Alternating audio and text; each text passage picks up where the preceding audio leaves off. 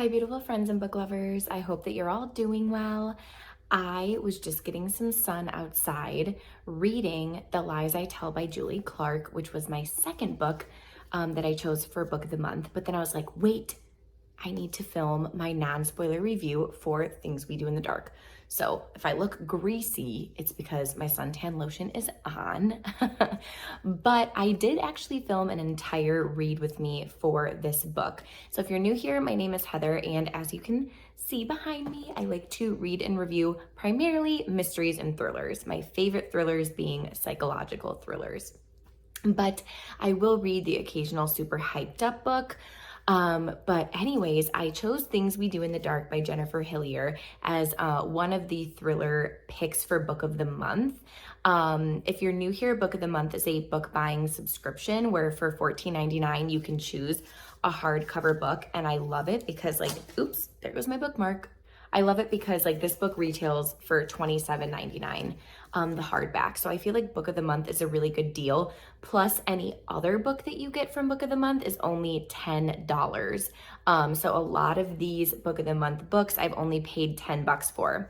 So if you're interested, I did put my referral code in the description box for you. It is my favorite book subscription. I've been, I think, going on 3 years at this point. The book that made me join book of the month was because they were promoting an early release, which was Riley Sager's Home Before Dark, and I had just finished Lock Every Door by him and freaking loved it. So that's actually why I even got the subscription. But anyways, I have vowed to personally read and review all of the book of the month thrillers this year. It's just like my booktube goal. So I chose this, and then I had a token. So I chose The Lies I Tell by Julie Clark too, which was what I was reading outside, trying to get some sun. And I'm also going to be filming a read with me for that as well. So if you have this book, or if you want to get it and read it together, that's why I'm starting to film these kind of videos as well. Or if you've read it, it's kind of fun for you to watch and see how I was feeling as I read through the book. So I actually read this through 4 sections, or in 4 quarters, I guess is how I should word it. And I will put the timestamp in the description for you for when the read with me starts. But for now, this is just my non-spoiler review of the book. So before I even tell you guys what I'm gonna rate the book, or even what the book is about, I do wanna let you know that on my rating scale, I did give this a decent but flawed, because it doesn't feel like a thriller. I definitely would categorize it more as a domestic suspense. It's not really thrillery. Is that even a word? For example, Little Secrets Somewhere Up Here, I think maybe top shelf, is a thriller, an actual thriller by Jennifer Hillier. In my opinion, it has all these twists and turns, and it's just super, super good. There's so many twists that are your jaws dropping. The ending, it's you don't see coming. This book, I didn't have that. I think there was supposed to be one major twist halfway through this book, and I was actually able to predict that. You'll see that in the read with me footage. But I felt like this was definitely a slow burn. The writing is good. The character development is absolutely phenomenal. But the story itself and the lack of actual thrills is, yeah, it's just why I couldn't rate it very highly. I am going to go ahead and read the inside flap book description here for you if you don't even know what the book is about, and if you'd like to hear. I know some of you have commented that you don't like when I read the description, so if you guys want to skip ahead to the read with me, remember that timestamp will be in the description box for you. Okay, so this is what Things We Do in the Dark is about. When Paris Perletta is arrested in her own bathroom covered in blood, holding a straight razor, her celebrity husband dead in the bathtub behind her, she knows she'll be charged with murder. But as bad as this looks, that's not what worries her the most. With the unwanted media attention now surrounding her, it's only a matter of time before someone from her long-hidden past recognizes her and destroys the new life she's worked so hard to build, along with any chance of a future. 25 years earlier, Ruby Reyes, known as the Ice Queen, was convicted of a similar murder in a trial that was a media sensation and riveted the nation. Reyes knows who Paris really is, and when Reyes is unexpectedly granted an early release from prison, she threatens to expose all of Paris's secrets. Left with no other choice, Paris must finally, once and for all, confront the dark past she thought she had escaped. Because the only thing worse than a murder charge is the dark personal history that Paris will do anything to keep hidden. So yeah, this basically wraps up my whole non-spoiler. I wish that I could have rated this higher, but on a scale of 1 to 5 star-wise, it's a 2.5 for me, which is such a bummer because this was one of my most anticipated reads of the year. Anyways, we are going to go ahead and jump into the read with me portion of this video. So as always, thank you so much for watching and enjoy the read with me. Hey guys, so I'm all cozied up here. I wanted to share my thoughts on the first quarter of Things We Do in the Dark by Jennifer Hillier. As I've already said in the beginning of this video that you guys are seeing, this is one of my most anticipated reads of the year. Ignore all the stuff behind me. I absolutely loved Little Secrets by Jennifer Hillier, so I was like literally so excited to read this. And I will say we are exactly 1/4 of the way through, if you're reading along with me. And I'll be honest, I'm not loving it.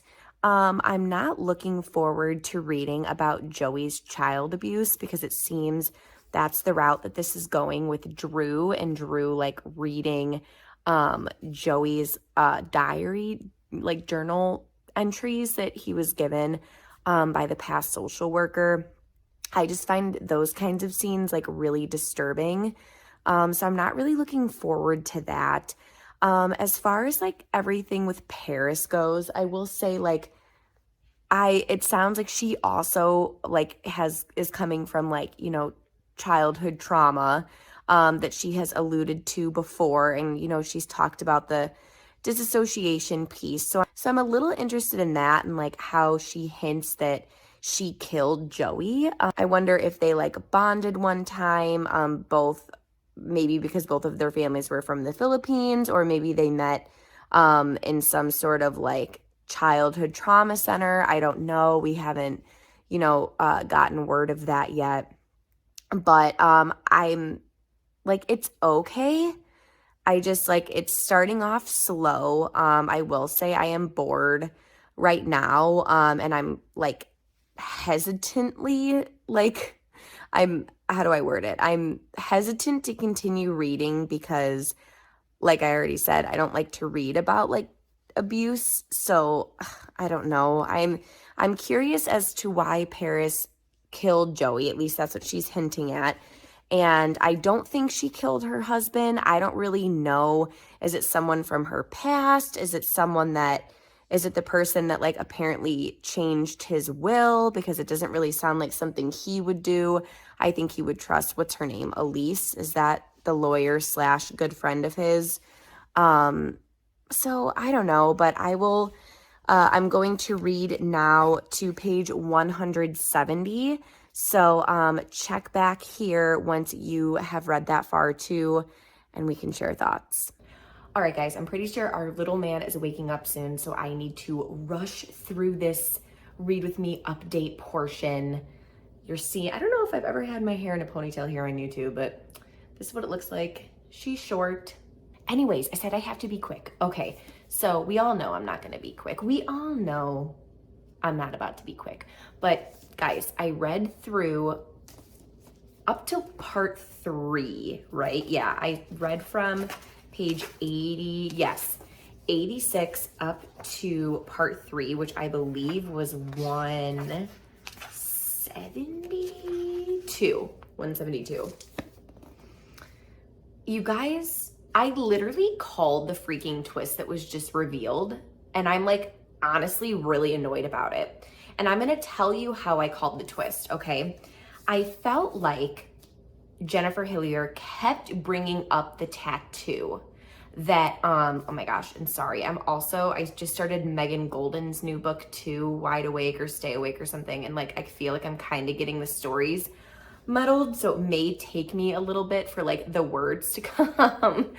But basically, so like it was mentioned that Joey had this like butterfly tattoo on her thigh. And then, okay, so it was mentioned there, and then it was mentioned in the pictures when Drew was interviewing Cherry, okay? Because she's like, oh, do you want this picture of her in May? And he's like, yeah, I don't have any pictures of her, blah, blah, blah. Then the same damn tattoo was brought up again when it was the flashback scene to Drew identifying her body, and they're like, oh, her face is badly burned or whatever, but like you can check for like this other part of her body, and he saw the tattoo and he assumed it was her. And in my head I literally was like, what if her and that May girl had like separate or like the same tattoo, like matching tattoos? Or what if like, I think I thought something else of like, oh, what if like she drew the tattoo on her? And I was like, no, that's dumb. Like you'd be able to tell if it's drawn on. So then I like stuck with the thought of like, I bet you they had the same ass damn tattoo. So I'm just feeling like a little bummed because like I've said, this is like one of my most hyped up reads this year. I freaking loved Little Secrets like so much. And I'm just feeling annoyed because I feel like that was supposed to be a really big twist for us just there. Like, you know, like authors typically will, if they are gonna do parts like Jennifer's doing with this book, then typically they start a new part because they just left off on like a pretty big cliffhanger, right? So it saw it coming because of the amount of the times the tattoo was being addressed. Now I will say we have had like no mention of Paris in part 2, and that was also making me think like, what if Joey is this Paris woman? So I think the lack of Paris was kind of also like making the wheels turn, and now it's been dead quiet on like the Paris point of view and has been all about Drew and like the flashbacks. So then I was kind of thinking like, what if Joey and May had matching tattoos and we think it was Joey who died, but she really went to live her life, which is what we just found out is happening. So I will say, if you watch the part 1 of this, which I'm sure you have since it's a read along, I was saying that like I was hoping it would pick up a little bit, and I do feel like it did pick up a little bit in that second portion. But damn, I mean, it was just, I don't know. I'm just hoping for a little bit more. I will say though that like, although I was able to call that twist that Joey was Paris and she's still alive, I don't know where the book is going to go now. I mean, obviously Ruby is like really shitty, and you know, sometimes you see this like, I don't know how to word it, systemic trauma, I guess, that, you know, starts with like one abusive parent leading into, you know, that person taking their parents' terrible traits and then reflecting it, and it just like, you know, systemic, goes through the family over and over, unfortunately. So we've seen, you know, bits and pieces of how like Ruby most likely got all of those abusive traits from her own mother. But like what the heck's gonna happen is, you know, she clearly knows her own daughter is alive and she's blackmailing her. But like, I don't see Joey giving in. Part of me doesn't see Joey giving in, but the other part of me does see her giving in because she just wants her mom to stay like the heck away from her. But other than that, like, I don't really know where it's going. Like, I do think Drew is going to try to find Joey now. He obviously wants to like reconcile with her a little bit. So I can see him like trying to meet up with her and like help her out. But I don't know, like, is someone gonna try to murder Joey? Like, what was all of that, like, that scene about, like, what was his name? Now I can't remember. The guy that, like, used to be in the Vietnamese gang or something that, like, it hinted at that he killed his brother, May's ex-boyfriend or whatever. Like, is he gonna come back somehow? I don't know. I doubt it. But I don't really know, like, what, you know, where the book's gonna go from here on out. So, like, that part's exciting for me. Like, I'm intrigued because we do have exactly halfway. So also, do you love my bookmark? Parent Life. It is a vocab like word card. One of my sons. Okay, so for the next portion, I'm going to start reading now and I'm going to end at part 4, which is a little shy of 3/4 of the way. I always take the book and then divide it into like 4 sections. So 255 would technically be 75% of the way, but we're ending a little before 255, which is 243. So if you want to continue the read along with me, I will record my thoughts once I read through, once I read up to part 4. So let's see, hopefully it like starts throwing us some twists that we can't predict. Hey guys, I'm here with my thoughts on part 3 for What We Do in the Dark. I'm just feeling so discouraged because, like I said when I was filming my thoughts through part 2, I was really, really hoping that it was going to pick up in parts 3 and 4, but I honestly, like, I barely have any notes that I took in my phone from when I was reading part 3. Basically, I was just talking about how it really seems that Zoe has the biggest motive to have killed Jimmy, because she could have definitely had a hand in getting him a different lawyer to rewrite his will and not only give herself a huge percentage of his earnings from his comedic shows through Quan, but also sealing the deal for the extra $5 million that she was just getting for being his assistant. So I was like, all signs point to Zoe, right? Like, it would make sense if it was Zoe. Also, I felt like they kept bringing up the alarm system, like how Paris couldn't get into the alarm system, and then Zoe was like, oh yeah, I couldn't get in either. And then her new lawyer was like, well, yeah, Zoe and Jimmy are the only ones that really have access to the alarm system. So that also like makes you think it's Zoe, right? But now I would feel that it would be weird if Zoe was the killer, because then Elsie was like basically saying everything that I just said, that, you know, like she has the biggest motive, blah, blah, blah. So that was like my biggest takeaway from the whole thing, was basically that like all signs really lead to Zoe. Then we have the scene of Joey walking in on May's murder, which, you know, I think we definitely could see coming as readers, that like something was going to go down with May. She, you know, didn't run away, but was murdered, from which we know because, you know, Joey tried to play it off that it was her so she could restart her life. I do think it makes sense that it was May's boyfriend, especially since they found I can't remember if it was cocaine or I don't know, some type of drug. And then what was it, like 40 grand that she was hiding with, you know, Joey's money that Joey was hiding. But yeah, I mean, basically, I don't know. I didn't think part 3 was anything really great. And I'm just sad because even if this book does have an amazing ending, I'm feeling like there's no way at this point, literally 75% of the way through, that there's not a world where I could give this book a 5-star, right? Like, I just can't. Like, I've read 75% of it and it's just been so mediocre. So anyways, I know it's such a bummer for me to even say that, because I loved Little Secrets so much, and I just like had such high hopes for this. But I don't know, we'll see how part 4 ends. I don't even know if there are other parts, but basically I'm starting on part 4 now, and we'll be finishing it and then obviously recording my very final thoughts on the book. So let's just go ahead and finish. Hey friends, so I'm here with my final thoughts on finishing the book. So I think we had 2 parts. I started at part 4 and then I wrote some thoughts for part 4 and for part 5. So for part 4, I felt like it was pretty short, and my overall thoughts were basically just like, it's so disgusting that Ruby would just like pimp out Joey to all of her boyfriends, Charles obviously included.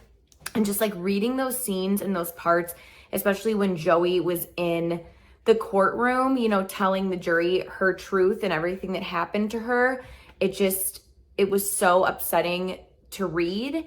And it just really makes you hate Ruby as a character. And while I will say, I'll get into this a little bit more, like I didn't end up loving this book, but something that I thought was done really well was just like the character development. Like I really felt like I knew Ruby and I knew Joey and I knew Drew, Joey / Paris, you know, but so I think that was actually something that was done really, really well in this book. The scene when Joey stabs her uncle when he's like molesting her was honestly such an intense scene. I was so proud of her for like protecting herself. And I felt like that's when we really started to see a shift in her character where she realized that like she was the one that had to protect herself and nobody, you know, people were just going to treat her however they wanted to treat her. And, you know, I think that was a little foreshadowing, if you will, for, you know, what Joey eventually ended up doing to Charles.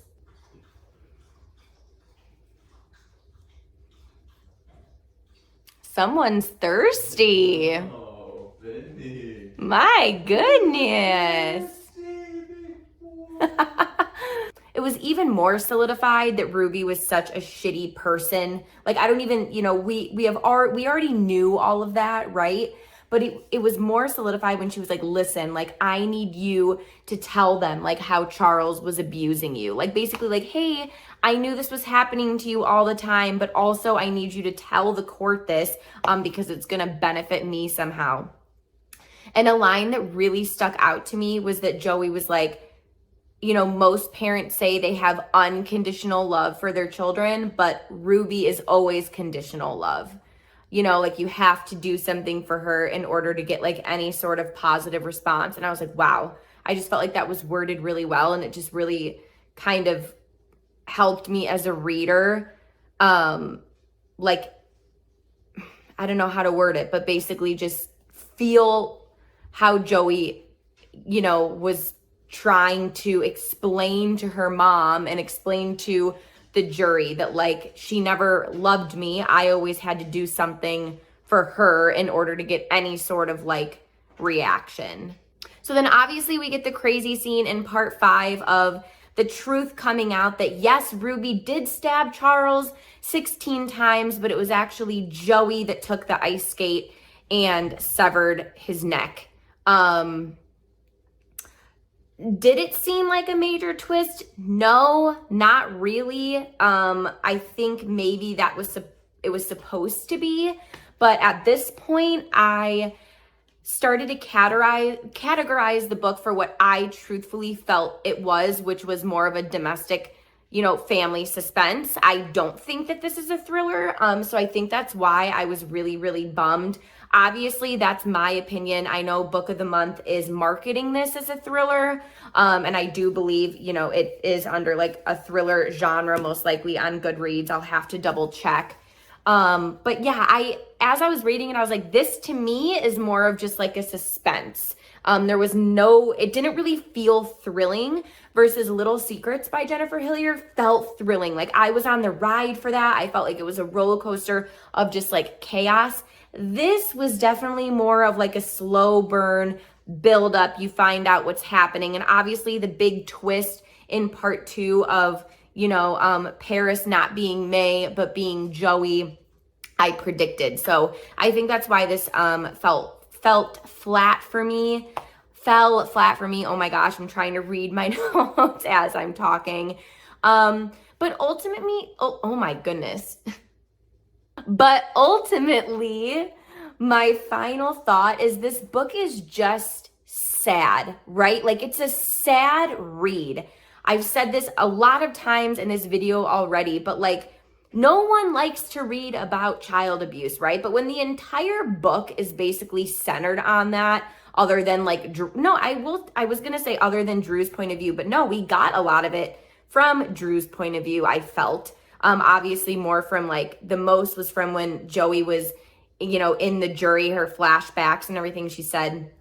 But it was just a sad read. Like, every single situation that Joey was put in, even with her, other family, she was still getting molested and still getting abused. And it's like everywhere she turned, it was never a good fit for her.